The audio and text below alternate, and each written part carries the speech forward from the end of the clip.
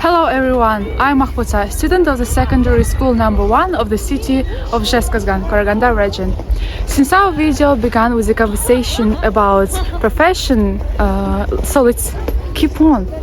I'm going to tell you about flight attendant. This profession has interested me for a long time. I can say it was my childhood dream. I wanted to become a stewardess and want to fly in the sky. Nowadays we have internet and social media. I just want to say that you can find out everything you want there, and I read a lot of about major airlines in the world. So if you are interested in this, it will help you. So guys, let's go to the beginning and talk about who the flight attendant actually is. I almost forget that we are filming a vlog. Yeah, it's a vlog.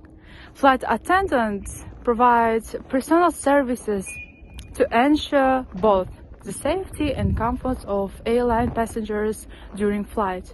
All they do is greeting passengers, verifying tickets, and serve foods or beverages, and also they explain how to use the safety equipment. If you want to become a flight attendant, also known as steward or stewardess, you need to know language, be tall, be healthy, and you need to know how to swim.